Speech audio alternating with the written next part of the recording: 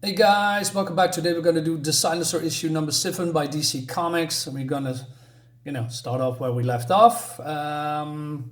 It's made by Dan Abnett, who is the writer, Viktor Bogdanovich is the artist, and Patrick Zircher did the cover. Patrick Zircher. I'm not sure. Anyway, so we see here Silencer in the last issue killed Talia al Ghul, but there's something different because she killed her in the diner, and now we see some kind of a school class. And this is a dream or a nightmare, if you will, because Talia says, "How could you? You killed me. I raised you to be one of us." And Silencer says in a dream, "You should have kept your promise. You should have let me go and never tried to put my family in danger."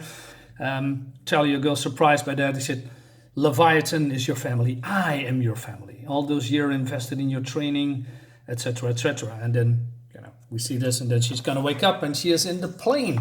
They're going to a place called Sansaro. I'm not sure where that is. I have to look that up. But they're going on to a vacation. Now, my first thought was, oh, wait a minute. So they're going away from all the hectic and the enemies that try to kill her, and she's gonna have a nice relaxing day. But that's not entirely true, because the reason that they are going on to vacation is that Honor, that's a real name, Honor, figured out that the body was gone from Talia al Ghul. Talia al Ghul's body was disappearing. That's not how you say a sentence. Good. Disappeared from the scene, taken away probably by her people, and she realized that her body is going to be put in the Lazarus pit to be resurrected again. And she wants to prevent that, and going after Talia again. And she wants to basically finish what she started. But she's being followed. She's being followed by two enemies. It's called Cradle and Grave. And Cradle and Grave are assassins working for the highest bidder. And they say they have the most information about the silencer. And they could have sold that information to the highest bidder. But then these two figure it out that she's going after Talia al Ghul. And when they find Talia al Ghul, they have more information that they can sold for double or triple the price. But Silencer does not know that, well, for now, because her kid says, "I hope the boy was okay." And she said, "What are you talking about? What boy?" I mean, and she says, "The boy from the diner." She said, "Yeah. I mean, I believe he's okay because he's going on a vacation with us."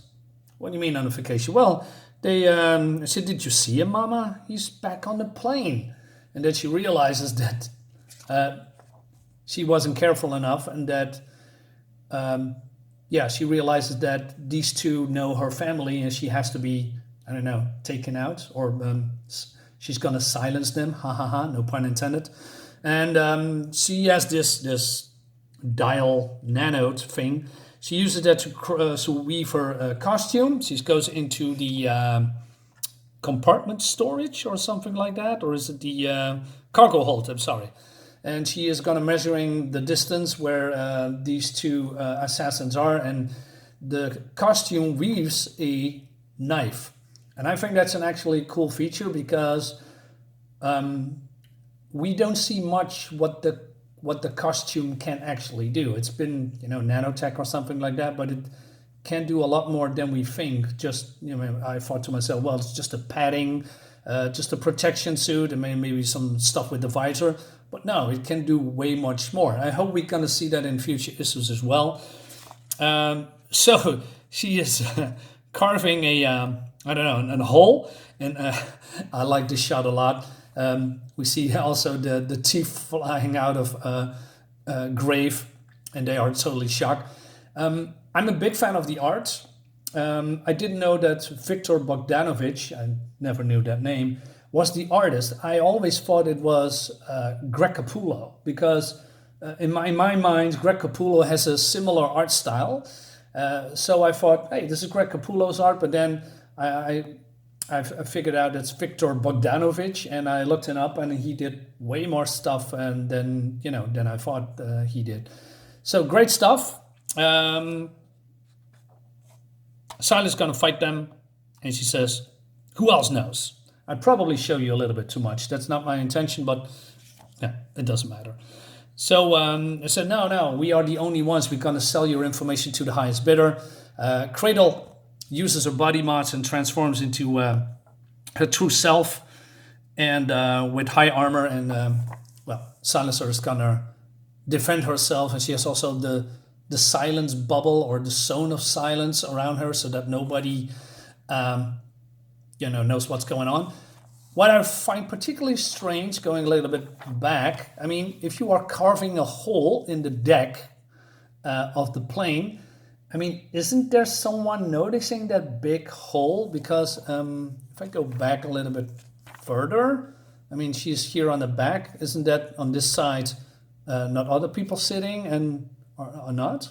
I don't know. And maybe the stewards, or how they called on the plane, doesn't see the big freaking hole in the floor. I'm not sure, but comics, right? Anyway, skipping a couple of pages here. So Cradle, who's also turned himself into activated his body mod, attacking Silence, and then we see Grave try to kill her with the blades.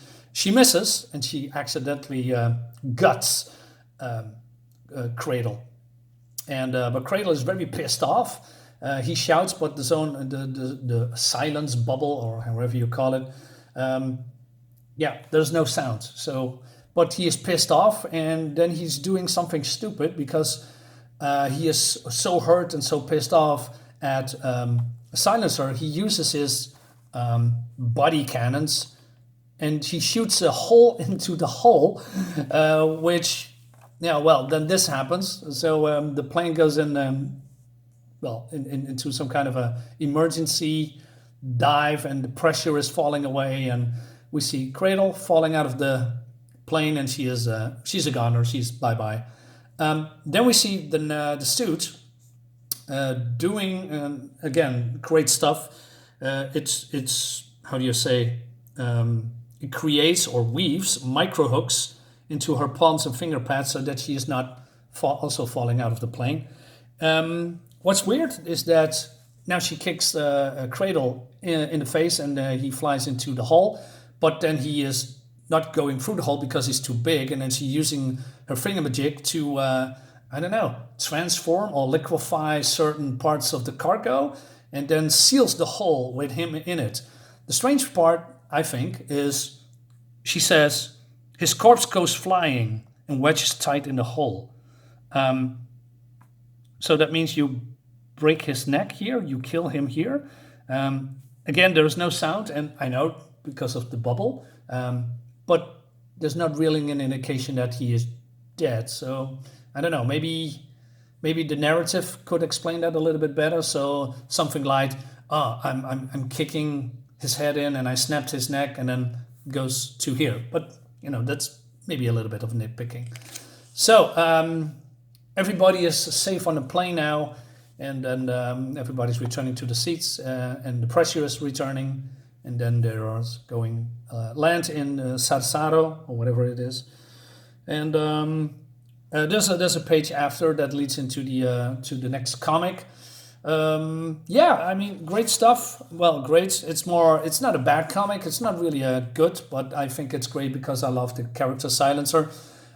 It's more like a filler, There's enough here to drive the story forward. I mean, we see a little bit hints of who these enemies are and what they want from them, but it's more like, hey, Assassins wants to kill Silencer, she beats them, and then she reached her destination. So if I gave it a score, I would say a 7.